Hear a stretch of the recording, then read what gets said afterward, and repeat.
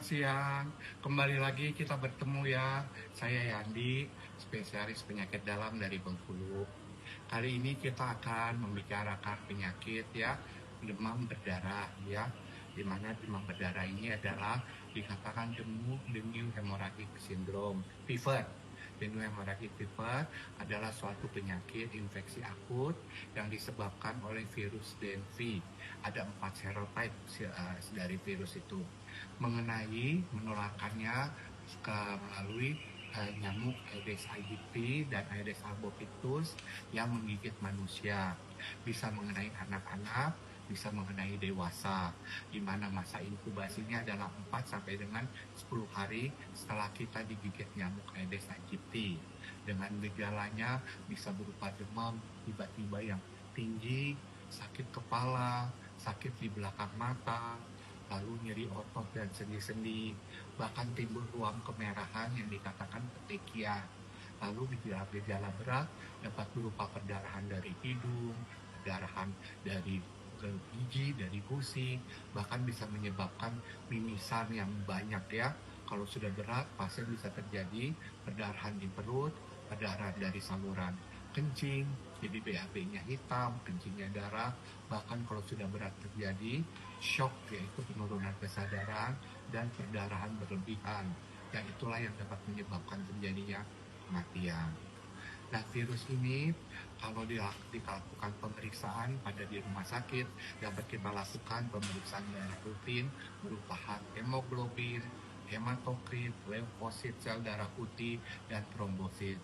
Trombosit inilah yang terpenting karena trombosit adalah bekuan darah, di mana bekuan darahnya nanti terjadi peningkatan jika terjadi perbaikan.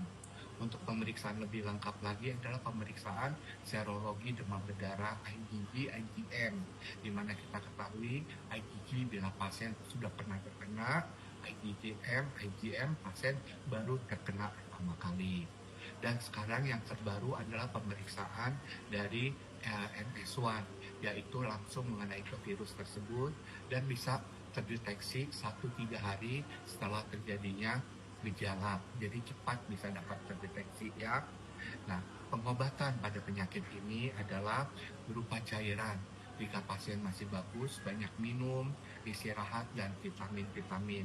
Tetapi jika sudah berat, biasanya pasien dirawat di rumah sakit. Dilakukan infus untuk dapat berupa dengan infus ringan laktat, bisa dengan asri. Lalu jika demam, kita berikan obat penurun demam.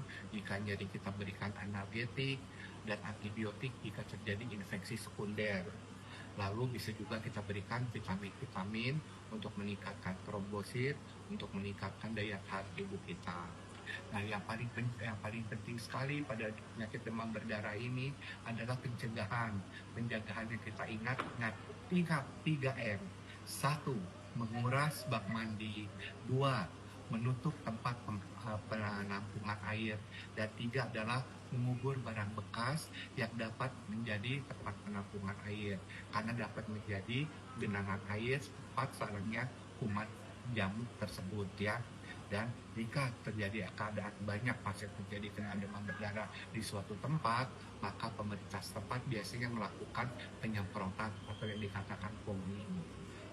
Itu aja untuk sementara cerita kita mengenai penyakit demam berdarah. Lain kali kita lanjutkan lagi dengan topik yang lain ya. Oke, selamat siang. Salam sejahtera.